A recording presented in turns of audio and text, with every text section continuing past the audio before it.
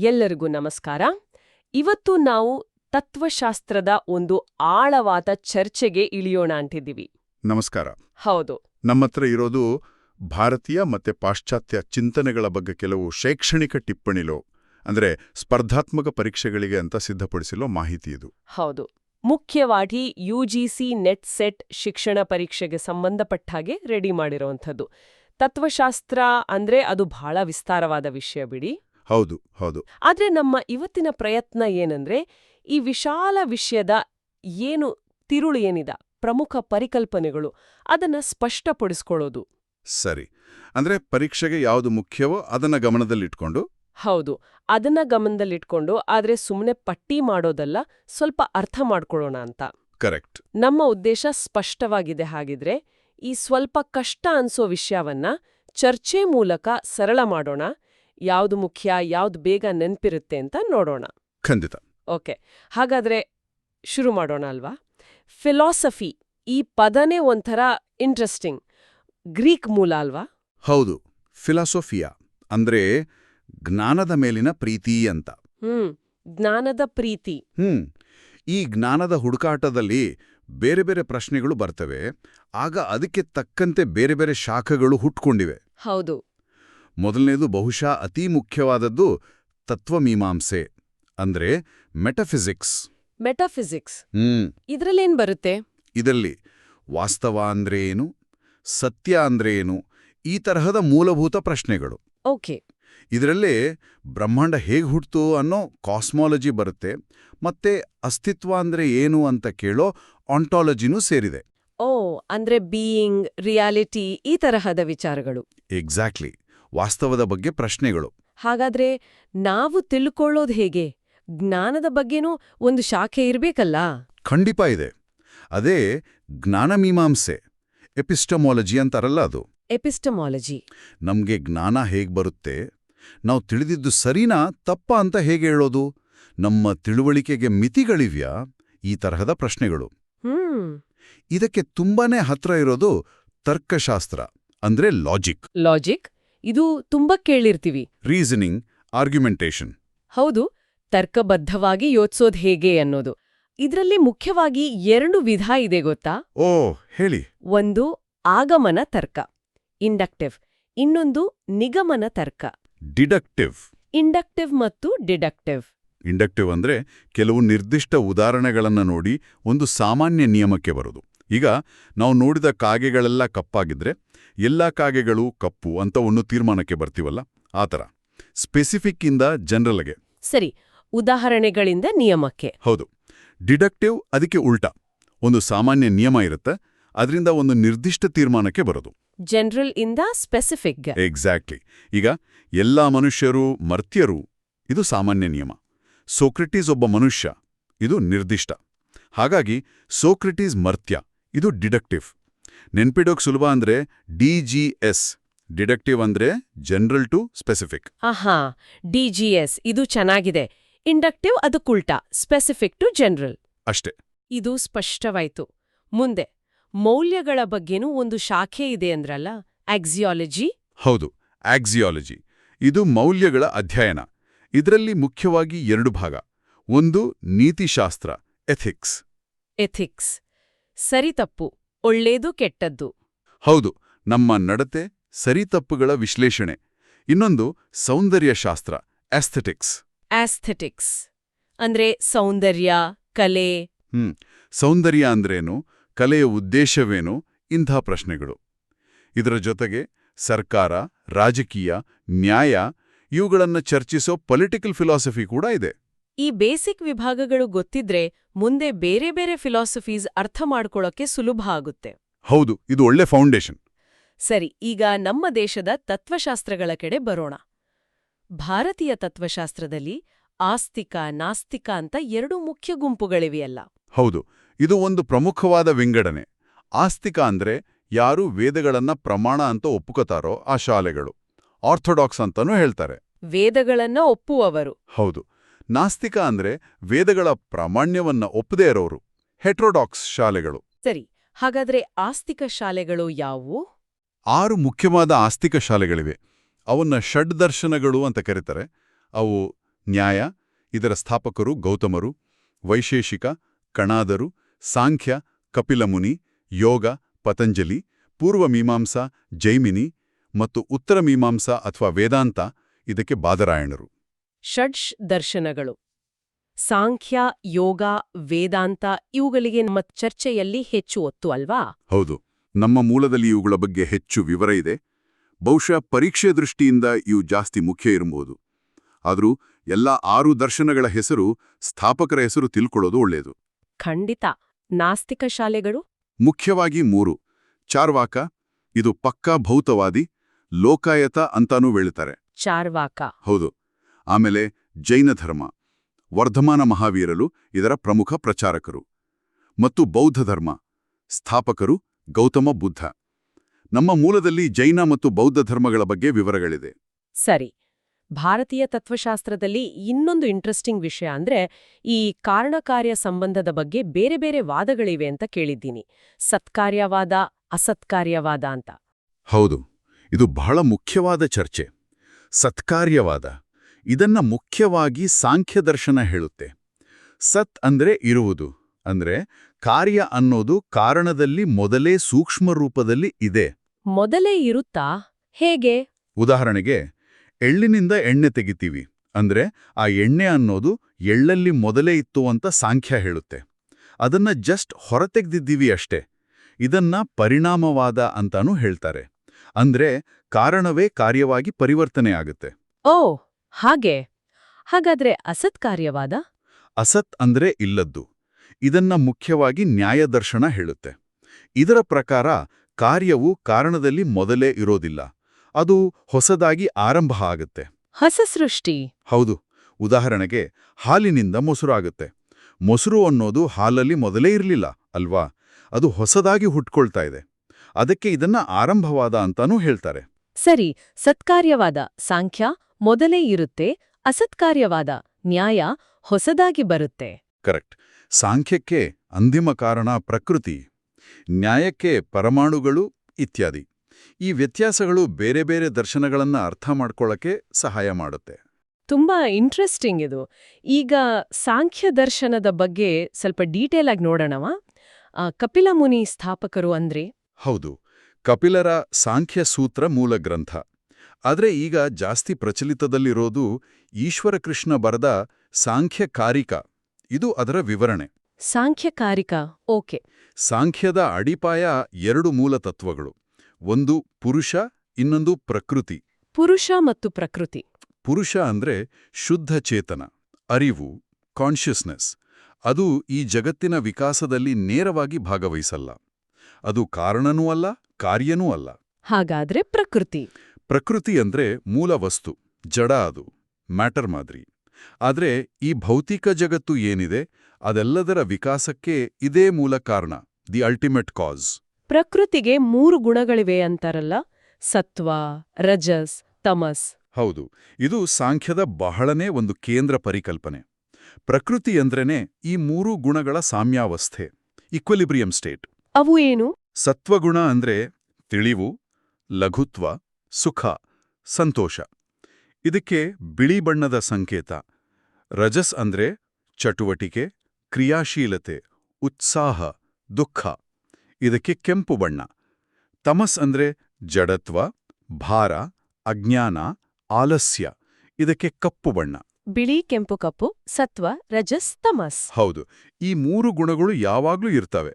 ಅವುಗಳ ನಡುವಿನ ಸಂಘರ್ಷ, ಅಸಮತೋಲನ ಶುರುವಾದಾಗ ಪ್ರಕೃತಿಯಿಂದ ಜಗತ್ತಿನ ವಿಕಾಸ ಶುರುವಾಗುತ್ತೆ. ಓ, ಆ ವಿಕಾಸ ಹೇಗೆ ಆಗತ್ತೆ?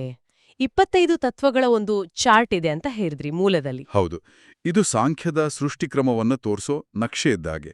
ಸ್ವಲ್ಪ ದಿಕ್ಕತ್ತಿಟ್ಟು ನೋಡಬೇಕು. ಹೇಳಿ. ಎಲ್ಲದಕ್ಕೂ ಮೂಲ ಪ್ರಕೃತಿ. ಇದು ಕೇವಲ ಕಾರಣ, ಓನ್ಲಿ ಕಾಸ್. ಅದರಿಂದ ಮೊದಲು ಬರೋದು ಮಹತ್ತತ್ವ ಬುದ್ಧಿ. ಇದು ಪ್ರಕೃತಿಯ ಕಾರ್ಯ, ಆದರೆ ಮುಂದಿನದಕ್ಕೆ ಕಾರಣ, cause. So cause and effect. ಪ್ರಕೃತಿ, ಬುದ್ಧಿ. ಬುದ್ಧಿ ಕಾರಣನೂ ಹೌದು, ಕಾರ್ಯನೂ ಹೌದು. ಹೌದು. ಬುದ್ಧಿಯಿಂದ ಅಹಂಕಾರ, ಇದು ಕೂಡ ಕಾರಣ ಮತ್ತು ಕಾರ್ಯ. ಬುದ್ಧಿ, ಅಹಂಕಾರ. ಈಗ ಅಹಂಕಾರದಿಂದ 3 ದಾರಿ. ಸತ್ವಗುಣ ಪ್ರಧಾನವಾದಾಗ ಅದರಿಂದ ಮನಸ್ಸು, 5 ಜ್ಞಾನೇಂದ್ರಿಯಗಳು, ಕಣ್ಣು, ಕಿವಿ, ಮೂಗು, ನಾಲಿಗೆ, ಚರ್ಮ, ಮತ್ತೆ 5 ಕರ್ಮೇಂದ್ರಿಯಗಳು, ವಾಕ್, ಕೈ, ಕಾಲು, ಪಾಯು, ಉಪಸ್ಥ ಹುಟ್ಟುತ್ತವೆ. ಇವೆಲ್ಲ ಕೇವಲ ಕಾರ್ಯಗಳು. Only effects. ಅಹಂಕಾರದಲ್ಲಿ ಸತ್ವದಿಂದ ಮನಸ್ಸು, 5 ಜ್ಞಾನೇಂದ್ರಿಯ, 5 ಕರ್ಮೇಂದ್ರಿಯ.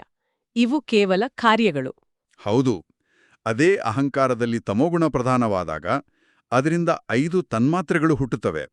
ಶಬ್ದ, ಸ್ಪರ್ಶ, ರೂಪ, ರಸ, ಗಂಧ. ಇವು ಸೂಕ್ಷ್ಮ ಅಂಶಗಳು. Subtle elements. ಇವು ಅಹಂಕಾರದ ಕಾರ್ಯ, ಆದರೆ ಮುಂದಿನ ಮಹಾಭೂತಗಳಿಗೆ ಕಾರಣ.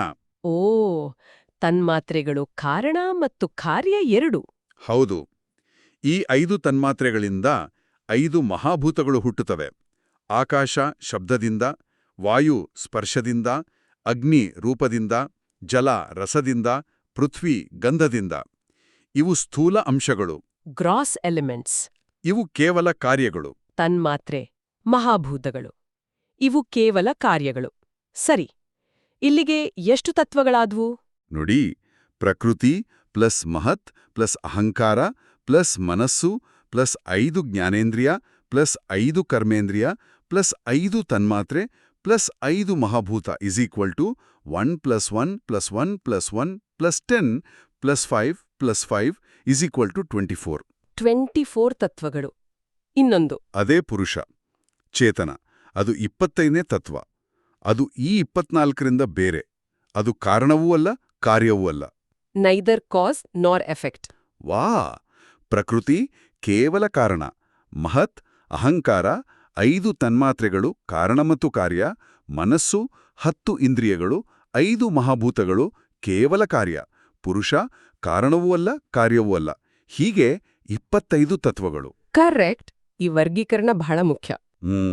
ಸ್ವಲ್ಪ ಜಟಿಲ ಅನ್ಸಿದ್ರೂ ಒಂದು ಲಾಜಿಕ್ ಇವೆ. ಸರಿ, ಸಾಂಖ್ಯಜ್ಞಾನದ ಬಗ್ಗೆ ಏನ್ ಹೇಳುತ್ತೆ? ಎಷ್ಟು ಪ್ರಮಾಣಗಳನ್ನ ಒಪ್ಪುತ್ತೆ? ಸಾಂಖ್ಯ ಮುಖ್ಯವಾಗಿ 3 ಪ್ರಮಾಣಗಳನ್ನು ಒಪ್ಪುತ್ತೆ. ಅಂದ್ರೆ ವ್ಯಾಲಿಡ್ ಸೋರ್ಸಸ್ ಆಫ್ ನಾಲೆಡ್ಜ್. ಅವು ಪ್ರತ್ಯಕ್ಷ ಪರ್ಸೆಪ್ಷನ್, ಅನುಮಾನ ಇನ್ಫರೆನ್ಸ್ ಮತ್ತು ಶಬ್ದ ಟೆಸ್ಟಿಮನಿ. ಪ್ರತ್ಯಕ್ಷ, ಅನುಮಾನ, ಶಬ್ದ. ಹೌದು.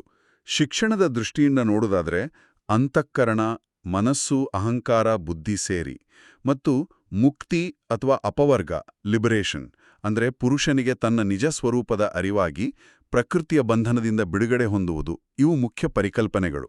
ಸರಿ, ಈಗ ಯೋಗ ದರ್ಶನದ ಕಡೆಗೆ ಹೋಗೋಣ. ಪತಂಜಲಿ ಸ್ಥಾಪಕರು ಅಂದ್ರಿ, ಇದಕ್ಕೂ ಸಾಂಖ್ಯಕ್ಕೂ ಏನಾದ್ರೂ ಸಂಬಂಧ ಇದೆಯಾ? ಹೌದು, ಇದೆ. ಯೋಗ ದರ್ಶನ ಇದೆಯಲ್ಲ, ಅದು ಸಾಂಖ್ಯದ ಮೆಟಫಿಸಿಕ್ಸ್ ಅನ್ನ, ಅಂದ್ರೆ ಈ ಪುರುಷ ಪ್ರಕೃತಿ ತತ್ವಗಳನ್ನ ಬಹುತೇಕ ಹಾಗೆ ಒಪ್ಕೊಳ್ಳುತ್ತೆ. ಓ, ಹಾಗಾ? ಹೌದು. ಆದರೆ ಯೋಗವು ಈಶ್ವರನ ಅಸ್ತಿತ್ವವನ್ನು ಒಪ್ಪುತ್ತೆ. ಸಾಂಖ್ಯದಲ್ಲಿ ಆ ಬಗ್ಗೆ ಸ್ಪಷ್ಟತೆ ಇಲ್ಲ. ಮತ್ತೆ ಯೋಗ ಮುಖ್ಯವಾಗಿ ಒಂದು ಪ್ರಾಯೋಗಿಕ ಮಾರ್ಗವನ್ನ ಹೇಳುತ್ತೆ. ಚಿತ್ತವೃತ್ತಿಗಳನ್ನ ನಿರೋಧ ಮಾಡೋದು ಹೇಗೆ, ಅಂದ್ರೆ ಮನಸ್ಸಿನ ಚಂಚಲತೆಯನ್ನ ನಿಲ್ಲಿಸಿ ಸಮಾಧಿ ಸ್ಥಿತಿ ತಲುಪಿ ಮುಕ್ತಿ ಪಡೆಯೋದು ಹೇಗೆ ಅಂತ. ಪ್ರಾಕ್ಟಿಕಲ್ ಆಸ್ಪೆಕ್ಟ್ ಜಾಸ್ತಿ ಯೋಗದಲ್ಲಿ. ಎಕ್ಸಾಕ್ಟ್ಲಿ. ಪತಂಜಲಿಯ ಯೋಗ ಸೂತ್ರಗಳು ಇದರ ಮೂಲ ಗ್ರಂಥ. ಇದರ ಮುಖ್ಯ ಕೊಡುಗೆ ಅಷ್ಟಾಂಗ ಯೋಗ, 8 ಅಂಗಗಳ ಮಾರ್ಗ. ಅಷ್ಟಾಂಗ ಯೋಗ ಇದು ಬಹಳ ಫೇಮಸ್. ಆ 8 ಅಂಗಗಳು ಯಾವುವೋ, ಅವುಗಳ ಕ್ರಮ ಏನಾದ್ರೂ ಮುಖ್ಯನಾ? ಖಂಡಿತ. ಕ್ರಮ ಬಹಳ ಬಹಳ ಮುಖ್ಯ. ಅದೇ ಆರ್ಡರ್ನಲ್ಲಿ ಅಭ್ಯಾಸ ಮಾಡಬೇಕು ಅಂತ ಹೇಳ್ತಾರೆ. 1 ಯಮ, 2 ನಿಯಮ, 3 ಆಸನ, 4 ಪ್ರಾಣಾಯಾಮ, 5 ಪ್ರತ್ಯಾಹಾರ, 6 ಧಾರಣ, 7 ಧ್ಯಾನ, 8 ಸಮಾಧಿ. ಯಮ, ನಿಯಮ, ಆಸನ, ಪ್ರಾಣಾಯಾಮ, ಪ್ರತ್ಯಾಹಾರ, ಧಾರಣ, ಧ್ಯಾನ, ಸಮಾಧಿ. ಓಕೆ. ಯಮ ನಿಯಮಗಳು ಒಂದು ತರಹದ ನೈತಿಕ ಸಿದ್ಧತೆಗಳು. ಆಸನ ಪ್ರಾಣಾಯಾಮ ದೇಹ ಮತ್ತು ಉಸಿರಾಟದ ನಿಯಂತ್ರಣ. ಪ್ರತ್ಯಾಹಾರದಿಂದ ಒಳಮುಖ ಪ್ರಯಾಣ ಶುರು. ಧಾರಣ ಧ್ಯಾನ ಸಮಾಧಿಗಳು ಮನಸ್ಸಿನ ಏಕಾಗ್ರತೆಯ ಉನ್ನತ ಸ್ಥಿತಿಗಳು. ಯಮ ನಿಯಮಗಳ ಬಗ್ಗೆ ಸ್ವಲ್ಪ ಹೇಳಿ. ಅವುಗಳಲ್ಲೂ ವಿಧಗಳಿವೆಯಾ? ಹೌದು, 5 ಯಮಗಳಿವೆ. ಅಹಿಂಸೆ ನಾನ್ ವೈಲೆನ್ಸ್, ಸತ್ಯ ಟ್ರೂತ್ಫುಲ್ನೆಸ್, ಅಸ್ತೇಯ ನಾನ್ ಸ್ಟೀಲಿಂಗ್, ಬ್ರಹ್ಮಚರ್ಯ ಕಾಂಟಿನೆನ್ಸ್ ಮಾಡರೇಷನ್, ಅಪರಿಗ್ರಹ ನಾನ್ ಪೊಸೆಸಿವ್ನೆಸ್. ಅಹಿಂಸೆ, ಸತ್ಯ, ಅಸ್ತೇಯ, ಬ್ರಹ್ಮಚರ್ಯ, ಅಪರಿಗ್ರಹ. ಹಾಗೆ 5 ನಿಯಮಗಳಿವೆ.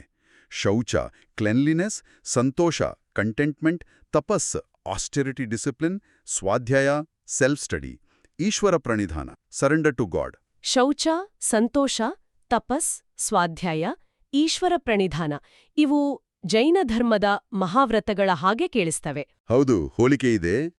ಅಹಿಂಸೆ, ಸತ್ಯ, ಅಸ್ತೇಯ, ಬ್ರಹ್ಮಚರ್ಯ, ಅಪರಿಗ್ರಹ ಇವು ಜೈನರ ಪಂಚಮಹಾವ್ರತಗಳು ಹೌದು. ಯೋಗದಲ್ಲಿ ಇವು ಯಮಗಳು. ಯೋಗವು ದುಃಖಕ್ಕೆ ಕಾರಣಗಳನ್ನು ಹೇಳುತ್ತೆ. ಅವನ್ನ ಕ್ಲೇಶಗಳು ಅಂತಾರೆ. ಕ್ಲೇಶಗಳು. ಹೌದು, 5 ಕ್ಲೇಶಗಳು. ಅವಿದ್ಯ ಇಗ್ನೊರೆನ್ಸ್, ಅಸ್ಮಿತಾ ಎಗೋಯಿಸಂ, ರಾಗ ಅಟ್ಯಾಚ್ಮೆಂಟ್, ದ್ವೇಷ ಅವರ್ಷನ್ ಮತ್ತು ಅಭಿನಿವೇಶ clinging to life, fear of death. ಹೋ, ದುಃಖದ ಮೂಲ ಕಾರಣಗಳು ಇವು. ಹೌದು. ಸರಿ, ಯೋಗದ ನಂತರ ವೇದಾಂತಕ್ಕೆ ಬರೋಣ. ಇದನ್ನ ಉತ್ತರ ಮೀಮಾಂಸಾ ಅಂತಾನೂ ಕರೀತಾರಲ್ಲ? ಹೌದು. ಬಾದರಾಯಣರ ಬ್ರಹ್ಮಸೂತ್ರ ಇದರ ಮೂಲ ಗ್ರಂಥ. ಇದಕ್ಕೆ ವೇದಾಂತ ಸೂತ್ರ, ಶಾರೀರಕ ಸೂತ್ರ ಅಂತ ಬೇರೆ ಹೆಸರುಗಳು ಇವೆ. ಇದು ಮುಖ್ಯವಾಗಿ ಉಪನಿಷತ್ತುಗಳ ತಾತ್ವಿಕ ವಿಚಾರಗಳನ್ನ ಒಂದು ವ್ಯವಸ್ಥಿತ ರೂಪಕ್ಕೆ ತರಲು ಪ್ರಯತ್ನಿಸುತ್ತೆ. ಉಪನಿಷತ್ತುಗಳ ಸಾರಾಂಶ ಇದ್ದ ಹಾಗೆ. ಹೌದು. ಆದರೆ ವೇದಾಂತ ಅಂದ ತಕ್ಷಣ ಒಂದೇ ಸಿದ್ಧಾಂತ ಅಲ್ಲ, ಅದರಲ್ಲಿ ಹಲವಾರು ಶಾಖೆಗಳು ಬೆಳೆದಿವೆ. ಹಾಗಾ? ಶಂಕರಾಚಾರ್ಯರ ಅದ್ವೈತ, ರಾಮಾನುಜಾಚಾರ್ಯರ ವಿಶಿಷ್ಟಾದ್ವೈತ, ಮಧ್ವಾಚಾರ್ಯರ ದ್ವೈತ ಇವು ತುಂಬ ಪ್ರಮುಖವಾದವು. ನಮ್ಮ ಮೂಲದಲ್ಲಿ ಶಂಕರರ ಅದ್ವೈತದ ಬಗ್ಗೆ ಹೆಚ್ಚು ವಿವರ ಇದೆ. ಸರಿ, ಶಂಕರರ ಅದ್ವೈತ. ಇದರ ಮುಖ್ಯ ಸಂದೇಶ ಏನು? ಬ್ರಹ್ಮ ಸತ್ಯಂ ಜಗನ್ಮಿಥ್ಯ ಅಂತ ಹೇಳ್ತಾರಲ್ಲ, ಅದೇನಾ? ಹೌದು, ಅದರ ತಿರುಳು ಅದೇ. ಬ್ರಹ್ಮ ಅಂದ್ರೆ ಅಲ್ಟಿಮೇಟ್ ರಿಯಾಲಿಟಿ, ಪರಮಚೇತನ. ಅದು ಒಂದೇ ಸತ್ಯ. ಏಕಂ ಏವ ಅದ್ವಿತೀಯಂ ಅಂತಾರೆ.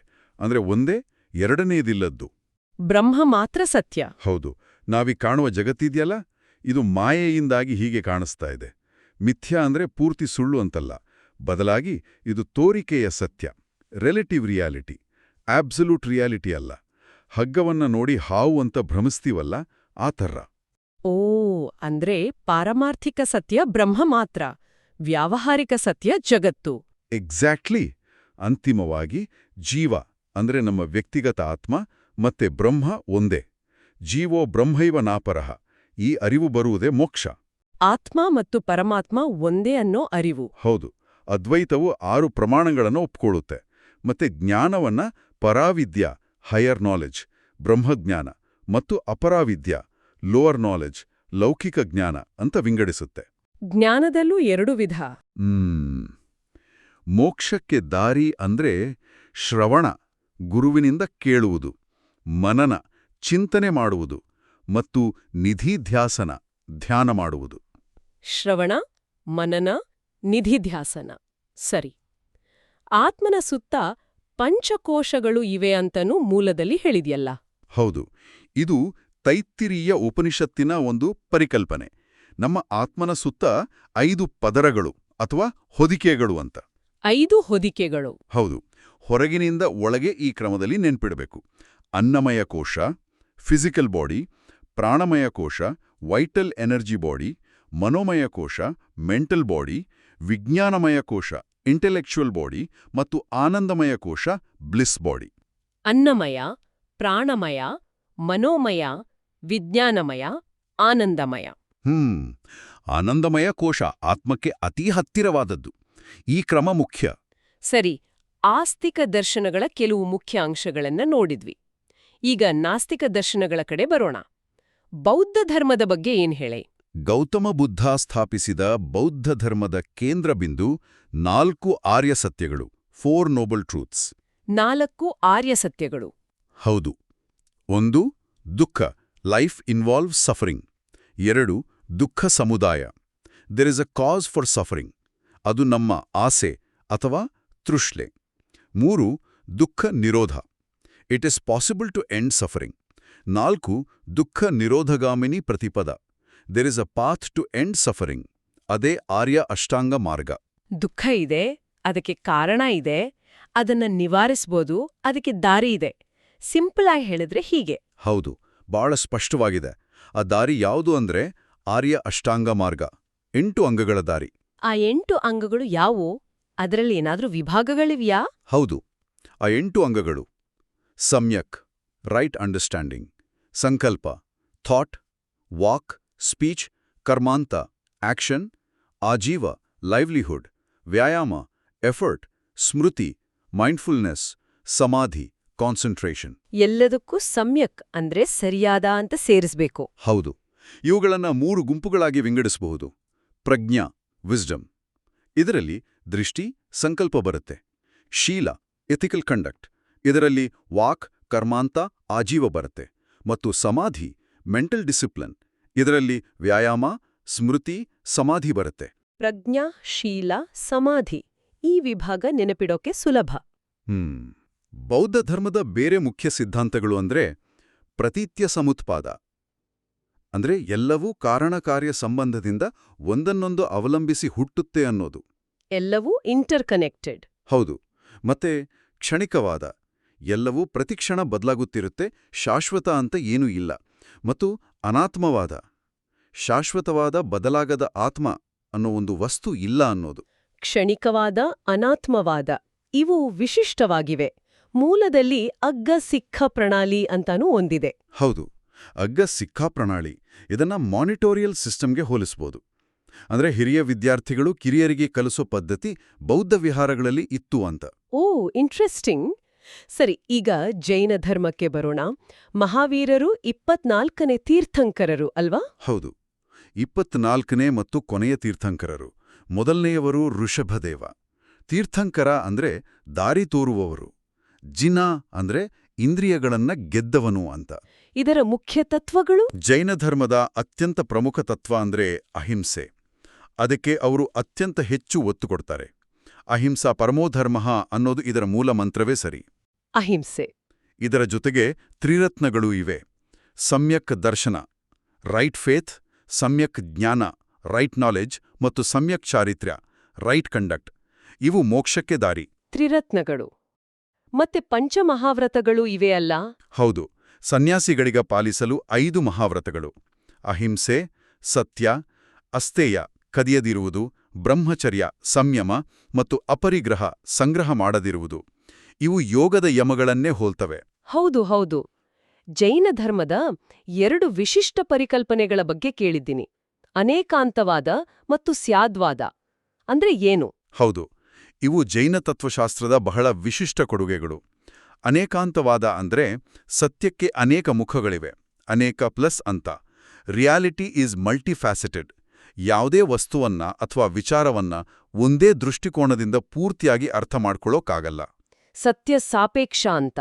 ಒಂದ್ ರೀತಿ ಹೌದು. ಕುರುಡ್ರು ಆನೆಯನ್ನ ಮುಟ್ಟಿ ವರ್ಣಿಸೋ ಕಥೆ ಇದೆಯಲ್ಲ, ಅದು ಇದಕ್ಕೆ ಒಳ್ಳೆ ಉದಾಹರಣೆ.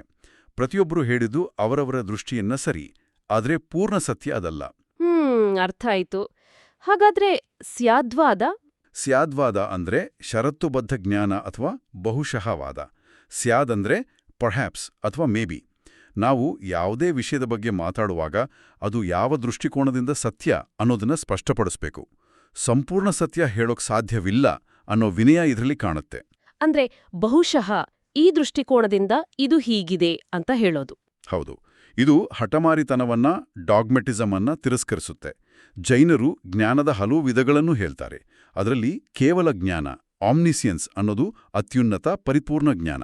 ಸರಿ, ಈಗ ಸ್ವಾಮಿ ದಯಾನಂದ ಸರಸ್ವತಿಯವರ ದರ್ಶನದ ಬಗ್ಗೆನೂ ಮೂಲದಲ್ಲಿ ಉಲ್ಲೇಖ ಇದೆಯಲ್ಲ? ಹೌದು, ಸ್ವಾಮಿ ದಯಾನಂದ ಸರಸ್ವತಿ ಅವರ ಮೂಲ ಹೆಸರು ಮೂಲಶಂಕರ್. ಅವರು ಆರ್ಯ ಸಮಾಜವನ್ನ ಸ್ಥಾಪಿಸಿದ್ರು. ಆರ್ಯ ಸಮಾಜ. ಅವರ ಪ್ರಮುಖ ಕೃತಿ ಸತ್ಯಾರ್ಥ ಪ್ರಕಾಶ. ಅವರ ಘೋಷಣೆ ವೇದಗಳಿಗೆ ಹಿಂದಿರುಗಿ, ಬ್ಯಾಕ್ ಟು ದ ವೇದಾಸ್. ಅವರು ವೇದಗಳನ್ನೇ ಅಂತಿಮ ಸತ್ಯ ಪ್ರಮಾಣ ಅಂತ ಒಪ್ಕೊಂಡು ನಂತರ ಬಂದ ಮೂರ್ತಿ ಪೂಜೆ, ಜಾತಿ ಪದ್ಧತಿ, ಬಾಲ್ಯ ವಿವಾಹ ಇವುಗಳೆಲ್ಲ ವಿರೋಧಿಸಿದ್ರು. ಸಮಾಜ ಸುಧಾರಕರೂ ಹೌದು. ಖಂಡಿತ. ಡಿಎವಿ, ದಯಾನಂದ ಆಂಗ್ಲೋ ವೇದಿಕ್ ಶಾಲೆಗಳು, ಕಾಲೇಜುಗಳು ಅವರ ಚಿಂತನೆಗಳ ಪ್ರೇರಣೆಯಿಂದ ಶುರುವಾದವು. ಹೌದು, ಕೇಳಿದ್ದೀನಿ. ಇಸ್ಲಾಮಿಕ್ ಸಂಪ್ರದಾಯದ ಬಗ್ಗೆ ಏನ್ ಹೇಳಿದೆ ಸಂಕ್ಷಿಪ್ತವಾಗಿ? ಅಲ್ಲಿ ಮಕ್ತಬ್ ಮತ್ತು ಮದ್ರಸಾ ಅನ್ನೋ ಶಿಕ್ಷಣ ಸಂಸ್ಥೆಗಳ ಬಗ್ಗೆ ಹೇಳಿದೆ. ಮಕ್ತಬ್ ಅಂದ್ರೆ ಪ್ರಾಥಮಿಕ ಶಿಕ್ಷಣ ಕೇಂದ್ರ, ಮದ್ರಸಾ ಅಂದ್ರೆ ಉನ್ನತ ಶಿಕ್ಷಣ ಕೇಂದ್ರ. ಮಕ್ತಬ್ ಮತ್ತು ಮದ್ರಸಾ. ಹೌದು. ಜೊತೆಗೆ ಈ ಮಾನಿಟೋರಿಯಲ್ ಸಿಸ್ಟಮ್ ಇದೆಯಲ್ಲ, ಹಿರಿಯಲು ಕಿರಿಯರಿಗೆ ಕಲಿಸೋದು, ಅದು ಇಸ್ಲಾಮಿಕ್ ಸಂಪ್ರದಾಯದಲ್ಲೂ ಇತ್ತು ಅನ್ನೋ ಒಂದು ಉಲ್ಲೇಖನೂ ಇದೆ. ಓಕೆ, ಭಾರತೀಯ ತತ್ವಶಾಸ್ತ್ರಗಳ ಒಂದು ಒಳ್ಳೆಯ ಹರಿವು ಸಿಕ್ತು. ಈಗ ಪಾಶ್ಚಾತ್ಯ ತತ್ವಶಾಸ್ತ್ರಗಳ ಕಡೆಗೆ ಗಮನ ಹರಿಸೋಣವಾ? ಖಂಡಿತ. ಮೂಲದಲ್ಲಿ ಐಡಿಯಲಿಸಂ, ರಿಯಲಿಸಂ, ನ್ಯಾಚುರಲಿಸಂ, ಪ್ರಾಗ್ಮ್ಯಾಟಿಸಂ, ಎಕ್ಸಿಸ್ಟೆನ್ಷಿಯಲಿಸಂ, ಮಾರ್ಕ್ಸಿಸಂ ಅಂತ ಕೆಲವು ಹೆಸರುಗಳಿವೆ. ಇವುಗಳ ಮುಖ್ಯ ವ್ಯತ್ಯಾಸಗಳೇನು? ಒಂದೊಂದಾಗಿ ನೋಡೋಣವಾ? ಸರಿ, ಸಂಕ್ಷಿಪ್ತವಾಗಿ ನೋಡೋಣ. ಮೊದಲಿಗೆ ಆದರ್ಶವಾದ. ಇದರ ಪ್ರಕಾರ ವಾಸ್ತವ ಅನ್ನೋದು ಮೂಲತಃ ಮಾನಸಿಕ ಅಥವಾ ಆಧ್ಯಾತ್ಮಿಕ ಸ್ವರೂಪದ್ದು. Ideas are real, mind is primary. ಅಂದ್ರೆ ನಮ್ಮ ಆಲೋಚನೆಗಳು ಮನಸ್ಸೇ ಮುಖ್ಯ. ಹೌದು. ಪ್ಲೇಟೋ ಇದರ ದೊಡ್ಡ ಪ್ರತಿಪಾದಕ. ಪಾಶ್ಚಾತ್ಯರಲ್ಲಿ ಹೆಗಲ್, ಬರ್ಕ್ಲಿ. ನಮ್ಮಲ್ಲಿ ಗಾಂಧಿ, ವಿವೇಕಾನಂದ, ಅರಬಿಂದೋ ಇವರ ಚಿಂತನೆಗಳಲ್ಲೂ ಇದರ ಪ್ರಭಾವ ಇದೆ. ಶಿಕ್ಷಣದಲ್ಲಿ ಮೌಲ್ಯಗಳಿಗೆ ಸತ್ಯಂ, ಶಿವಂ, ಸುಂದರಂ, ಆದರ್ಶ ಶಿಕ್ಷಕನಿಗೆ ಪ್ರಾಮುಖ್ಯತೆ ಕೊಡ್ತಾರೆ. ಸರಿ, ಇದಕ್ಕೆ ವಿರುದ್ಧವಾದದ್ದು ವಾಸ್ತವವಾದ ಅಲ್ವಾ? ಹೌದು. ರಿಯಾಲಿಸಂ ಹೇಳುತ್ತೆ ವಾಸ್ತವ ಅನ್ನೋದು ನಮ್ಮ ಮನಸ್ಸಿನಿಂದ ಸ್ವತಂತ್ರವಾಗಿದೆ. Objective reality exist independent of our minds. ನಾವು ಅದನ್ನ ಇಂದ್ರಿಯಾನುಭವದಿಂದ, ವಿಜ್ಞಾನದಿಂದ ತಿಳಿಯಬಹುದು. ಮ್ಯಾಟರ್ ಇಸ್ ರಿಯಲ್, ವಸ್ತು ಮುಖ್ಯ. ಹೌದು. ಅರಿಸ್ಟಾಟಲ್ ಇದರ ಮುಖ್ಯ ಪ್ರತಿಪಾದಕ. ರಸೆಲ್ ಕೂಡ ಇದೇ ಗುಂಪಿಗೆ ಸೇರ್ತಾರೆ. ಶಿಕ್ಷಣದಲ್ಲಿ ಸೈನ್ಸ್, ಅಬ್ಸರ್ವೇಷನ್, ವಸ್ತುನಿಷ್ಠ ಜ್ಞಾನಕ್ಕೆ ಒತ್ತು ಕೊಡ್ತಾರೆ. Idealism, mind is real, realism, matter is real. ಹಾಗಾದ್ರೆ ಪ್ರಕೃತಿವಾದ? ನ್ಯಾಚುರಲಿಸಂ ಹೇಳುತ್ತಿರೆ ಪ್ರಕೃತಿಯೇ ಎಲ್ಲ. Nature is the ultimate reality. ಭೌತಿಕ ಜಗತ್ತು, ನಿಸರ್ಗದ ನಿಯಮಗಳೇ ಅಂತಿಮ. ಅದರಾಚೆ ಬೇರೆ ಆಧ್ಯಾತ್ಮಿಕ ಶಕ್ತಿಗಳಿಲ್ಲ. ಪ್ರಕೃತಿಯೇ ಸತ್ಯ. ಹೌದು. ರೂಸೋ, ಡಾರ್ವಿನ್ ಇವರ ಚಿಂತನೆಗಳಲ್ಲಿ ಇದರ ಪ್ರಭಾವ ಇದೆ. ಶಿಕ್ಷಣದಲ್ಲಿ ಮಗುವಿನ ಸಹಜ ಸ್ವಭಾವಕ್ಕೆ, ಸ್ವಾತಂತ್ರ್ಯಕ್ಕೆ, ಅನುಭವಕ್ಕೆ, ಪ್ರಕೃತಿಯಿಂದ ಕಲಿಯೋದಕ್ಕೆ ಪ್ರಾಮುಖ್ಯತೆ. ಶಿಕ್ಷಕ ತೆರೆಮರೆಯ ಮಾರ್ಗದರ್ಶಕ ಅಷ್ಟೇ. ಬ್ಯಾಕ್ ಟು ನೇಚರ್ ತರ. ಹೌದು. ಆಮೇಲೆ ವ್ಯಾವಹಾರಿಕವಾದ, ಪ್ರಾಗ್ಮ್ಯಾಟಿಸಂ. ಇದು ಮುಖ್ಯವಾಗಿ ಅಮೆರಿಕದಲ್ಲಿ ಬೆಳೆದ ತತ್ವಶಾಸ್ತ್ರ. ಪ್ರಾಗ್ಮ್ಯಾಟಿಸಂ. ಇದರ ಪ್ರಕಾರ ವಾಸ್ತವ ಅನ್ನೋದು ಸ್ಥಿರ ಅಲ್ಲ, ಅದು ಬದಲಾಗ್ತಾ ಇರುತ್ತೆ. It is in the process of making. ಸತ್ಯ ಅಂದ್ರೆ ಯಾವುದು ಕೆಲಸ ಮಾರುತ್ತೋ, ಯಾವುದು ಉಪಯುಕ್ತವೋ, ಯಾವುದು ಪ್ರಾಕ್ಟಿಕಲ್ ರಿಸಲ್ಟ್ಸ್ ಕೊಡುತ್ತೋ ಅದು. ಸತ್ಯ ಅನ್ನೋದು ಫಿಕ್ಸ್ಡ್ ಅಲ್ಲ, ಅದು ಬದಲಾಗುತ್ತೆ, ಉಪಯುಕ್ತತೆಯ ಮೇಲೆ ನಿಂತಿದೆ. ಹೌದು. John Dewey, William James, Kilpatrick ಇವರು ಮುಖ್ಯ ಪ್ರತಿಪಾದಕರು. ಮಾಡಿ ಕಲಿ, ಲರ್ನಿಂಗ್ ಬೈ ಡೂಯಿಂಗ್. ಅನುಭವ, ಸಮಸ್ಯೆ ಪರಿಹಾರಕ್ಕೆ ಒತ್ತು. ಪ್ರಾಜೆಕ್ಟ್ ಪದ್ಧತಿ ಇದರ ದೊಡ್ಡ ಕೊಡುಗೆ. ಇಮಂದ್ರೆ existence precedes essence. Existence precedes essence ಅಂದ್ರೆ ನಾವು ಮೊದಲು ಹುಟ್ಟುತ್ತೇವೆ, ಎಕ್ಸಿಸ್ಟ್. ಆಮೇಲೆ ನಮ್ಮ ಆಯ್ಕೆಗಳ ಮೂಲಕ, ನಮ್ಮ ಕ್ರಿಯೆಗಳ ಮೂಲಕ ನಾವು ಯಾರು, ಎಸೆನ್ಸ್ ಎಂಬುದನ್ನ ನಾವೇ ರೂಪಿಸ್ಕೊಳ್ತೇವೆ. ನಮಗೆ ಮೊದಲೇ ನಿರ್ಧಾರಿತವಾದ ಸ್ವಭಾವ ಅಂತ ಏನಿಲ್ಲ. ನಾವು ನಮ್ಮನ್ನ ನಾವೇ ಸೃಷ್ಟಿಸ್ಕೊಳ್ತೇವಿ. ಹೌದು. ಕಿರ್ಕೆಗಾರ್ಡ್, ಸಾರ್ಥ್, ಕಾಮು ಇವರು ಮುಖ್ಯ ಚಿಂತಕರು. ಶಿಕ್ಷಣದಲ್ಲಿ ವ್ಯಕ್ತಿಗತತೆಗೆ, ಆತ್ಮಶೋಧನೆಗೆ ಒತ್ತು. ಕೊನೆಯದಾಗಿ ಮಾರ್ಕ್ಸ್ವಾದ. ಇದು ಕಾರ್ಲ್ ಮಾರ್ಕ್ಸ್ನ ಚಿಂತನೆಗಳ ಮೇಲೆ ಆಧಾರಿತವಾಗಿದೆ. ಇದು ಸಮಾಜವನ್ನ ವಿಶ್ಲೇಷಿಸಲು ಆರ್ಥಿಕ ವ್ಯವಸ್ಥೆ, ಎಕನಾಮಿಕ್ ಬೇಸ್, ಉತ್ಪಾದನಾ ಸಂಬಂಧಗಳು, ರಿಲೇಷನ್ಸ್ ಆಫ್ ಪ್ರೊಡಕ್ಷನ್ ಮತ್ತು ವರ್ಗ ಹೋರಾಟ, ಕ್ಲಾಸ್ ಸ್ಟ್ರಗಲ್ ಇವುಗಳನ್ನ ಮುಖ್ಯ ಅಂತ ಪರಿಗಣಿಸುತ್ತೆ. ಆರ್ಥಿಕತೆ ಮತ್ತು ವರ್ಗ ಹೋರಾಟ ಮುಖ್ಯ. ಹೌದು. ಇತಿಹಾಸ ಅಂದ್ರೇನೆ ವರ್ಗ ಹೋರಾಟದ ಇತಿಹಾಸ ಅಂತೇಳುತ್ತೆ. ಶಿಕ್ಷಣವನ್ನ ಇದು ಸಾಮಾಜಿಕ ಬದಲಾವಣೆಯ ಒಂದು ಸಾಧನವಾಗಿ, ಅಂತಿಮವಾಗಿ ವರ್ಗರಹಿತ, ಕ್ಲಾಸ್ಲೆಸ್ ಸಮಾಜವನ್ನ ನಿರ್ಮಿಸುವ ಮಾರ್ಗವಾಗಿ ನೋಡುತ್ತೆ. ಓಕೆ, ಈ 6 ಮುಖ್ಯ ಪಾಶ್ಚಾತ್ಯ ಶಾಲೆಗಳ ಒಂದು ಸ್ಥೂಲ ಪರಿಚಯ ಸಿಕ್ತು. ಐಡಿಯಲಿಸಂ, ರಿಯಲಿಸಂ, ನ್ಯಾಚುರಲಿಸಂ, ಪ್ರಾಗ್ಮ್ಯಾಟಿಸಂ, ಎಕ್ಸಿಸ್ಟೆನ್ಷಿಯಲಿಸಂ, ಮಾರ್ಕ್ಸಿಸಂ. ಪ್ರತಿಯೊಂದರ ಫೋಕಸ್ ಬೇರೆ ಬೇರೆ. ಹೌದು. ವಾಸ್ತವ ಏನು, ಜ್ಞಾನ ಹೇಗೆ, ಮೌಲ್ಯಗಳು ಯಾವುವು, ಶಿಕ್ಷಣದ ಗುರಿ ಏನು, ಈ ಎಲ್ಲ ಪ್ರಶ್ನೆಗಳಿಗೆ ಇವು ಬೇರೆ ಬೇರೆ ಉತ್ತರ ಕೊಡ್ತಾವೆ. ತತ್ವಶಾಸ್ತ್ರದ ಜೊತೆಗೆ ಸಮಾಜಶಾಸ್ತ್ರ ಮತ್ತು ಶಿಕ್ಷಣದ ಸಂಬಂಧದ ಬಗ್ಗೆನೂ ಕೆಲವು ಪಾಯಿಂಟ್ಸ್ ಇವೆ ಮೂಲದಲ್ಲಿ. ಸಮಾಜೀಕರಣ, ಸೋಷಲೈಸೇಷನ್ ಬಗ್ಗೆ ಏನ್ ಹೇಳಿದೆ? ಹೌದು. ಸಮಾಜಶಾಸ್ತ್ರವು ಶಿಕ್ಷಣವನ್ನ ಒಂದು ಸಾಮಾಜಿಕ ಪ್ರಕ್ರಿಯೆ, ಒಂದು ಸಾಮಾಜಿಕ ಸಂಸ್ಥೆ ಅಂತ ನೋಡುತ್ತೆ. ಸಮಾಜೀಕರಣ ಅಂದ್ರೆ ವ್ಯಕ್ತಿಯು ತನ್ನ ಸಮಾಜದ ಅಥವಾ ಗುಂಪಿನ ರೀತಿನೀತಿಗಳು, ನಂಬಿಕೆಗಳು, ಮೌಲ್ಯಗಳು, ವರ್ತನೆಗಳು ಇವನ್ನೆಲ್ಲ ಕಲಿಯುವ ಮತ್ತು ತನ್ನದಾಗಿಸಿಕೊಳ್ಳುವ ಇಂಟರ್ನಲೈಸ್ ಪ್ರಕ್ರಿಯೆ. ನಾವು ಸಮಾಜದ ಭಾಗವಾಗೋದು ಹೇಗೆ ಅಂತ ಕಲಿಯೋದು. ಹೌದು. ಇದರಲ್ಲಿ ಕುಟುಂಬ, ಶಾಲೆ, ಗೆಳೆಯರ ಗುಂಪು, ಮಾಧ್ಯಮ ಇವೆಲ್ಲ ಏಜೆಂಟ್ಸ್ ಆಗಿ ಕೆಲಸ ಮಾಡುತ್ತವೆ. ಶಾಲೆ ಇದನ್ನ ಫಾರ್ಮಲ್ ಆಗಿ, ವ್ಯವಸ್ಥಿತವಾಗಿ ಮಾಡುತ್ತೆ.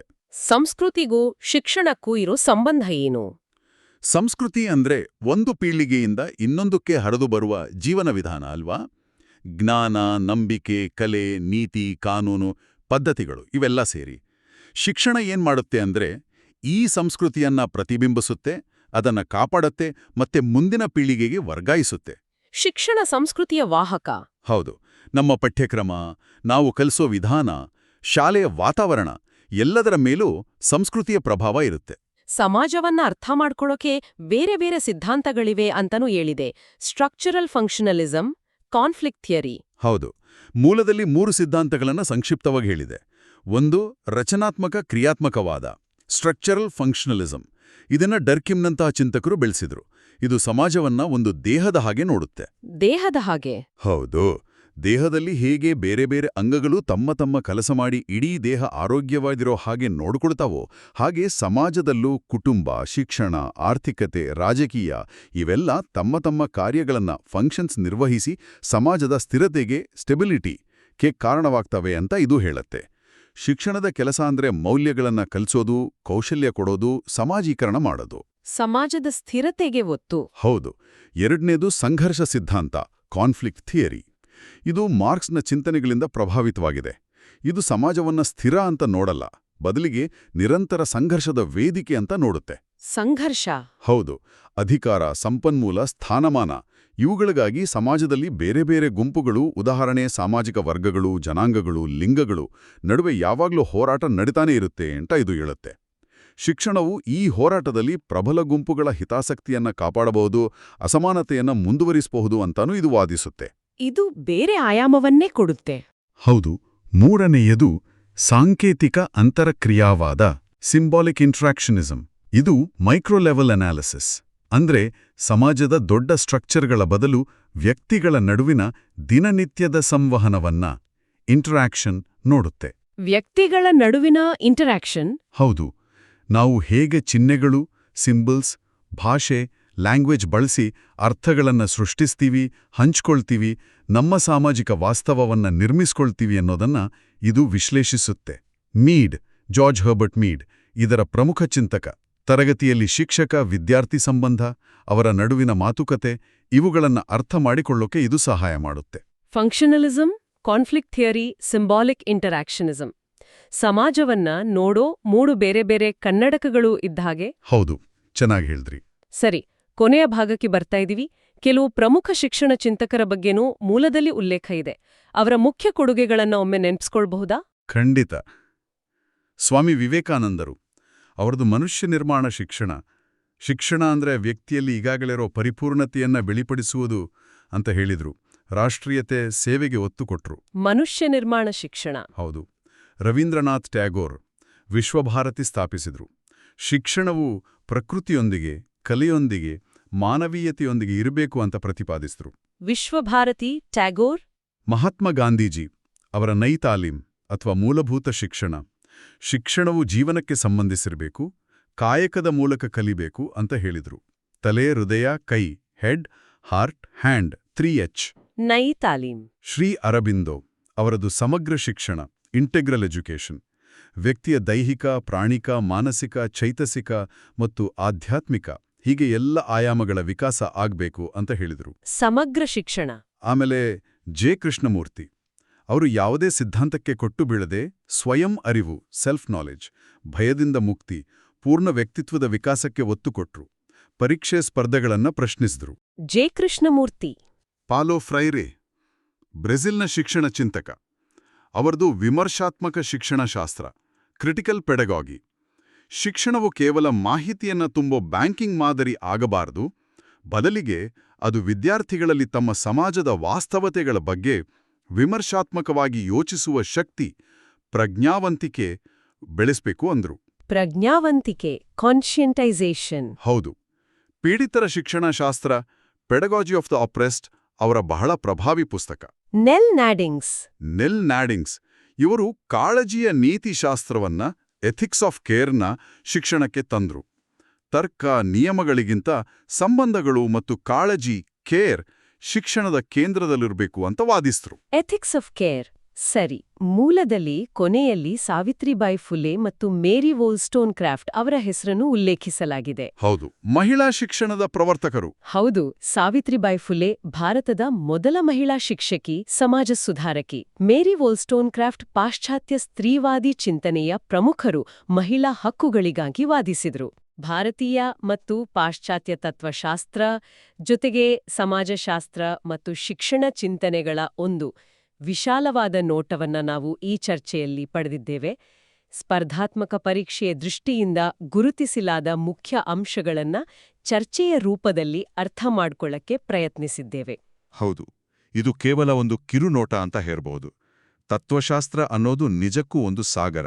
ಇಲ್ಲಿ ನಾವು ಚರ್ಚಿಸಿದ ಯಾವುದಾದ್ರೂ ಒಂದು ವಿಚಾರ, ಒಬ್ಬ ಚಿಂತಕ, ಒಂದು ದರ್ಶನ ಆಸಕ್ತಿ ಕೆರಳಿಸಿದ್ರೆ ಅದರ ಬಗ್ಗೆ ಇನ್ನಷ್ಟು ಆಳವಾಗಿ ಓದ್ಕೊಳ್ಳೋಕೆ ಇದೊಂದು ಸ್ಫೂರ್ತಿಯಾಗಬಹುದು. ಖಂಡಿತ. ಕೊನೆಯದಾಗಿ ಕೇಳುಗರಿಗೆ ಯೋಚಿಸ್ಲಿಕ್ಕೆ ಒಂದು ಪ್ರಶ್ನೆ ಇಡೋಣ. ನಾವು ಇವತ್ತು ಮಾತಾಡಿದ ಬಹುತೇಕ ತತ್ವಗಳು, ಚಿಂತನೆಗಳು ಐತಿಹಾಸಿಕವಾಗಿ ಪುರುಷರ ದೃಷ್ಟಿಕೋನದಿಂದಲೇ ಹೆಚ್ಚು ಬೆಳಕಿಗೆ ಬಂದಿವೆ ಅಲ್ವಾ? ಹೌದು. ಹಾಗಾದ್ರೆ ಮೂಲದಲ್ಲಿ ಕೊನೆಯಲ್ಲಿ ಉಲ್ಲೇಖಿಸಿದ ಹಾಗೆ ಸಾವಿತ್ರಿಬಾಯಿ ಫುಲೆ ಅಥವಾ ಮೇರಿ ವೋಲ್ಸ್ಟೋನ್ ಕ್ರಾಫ್ಟ್ ಅವರಂತಹ ಮಹಿಳಾ ಶಿಕ್ಷಣದ ಪ್ರತಿಪಾದಕರ ಹೋರಾಟಗಾರರ ಅನುಭವಗಳನ್ನ, ದೃಷ್ಟಿಕೋನಗಳನ್ನ ಈ ಚೌಕಟ್ಟುಗಳಿಗೆ ತಂದು ನೋಡಿದ್ರೆ ನಮ್ಮ ತಿಳುವಳಿಕೆ ಹೇಗೆ ಬದಲಾಗಬಹುದು, ಯಾವ ಹೊಸ ಒಳನೋಟಗಳು ಸಿಗಬಹುದು? ಇದು ನಿಜಕ್ಕೂ ಯೋಚಿಸಬೇಕಾದ ಪ್ರಶ್ನೆ. ಹೌದು, ಇದರ ಬಗ್ಗೆ ಯೋಚಿಸುತ್ತಾ ಇರಿ. ಈ ಚರ್ಚೆಯಲ್ಲಿ ನಮ್ಮೊಂದಿಗಿದ್ದದ್ದಕ್ಕಾಗಿ ಎಲ್ಲರಿಗೂ ಧನ್ಯವಾದಗಳು. ಧನ್ಯವಾದಗಳು.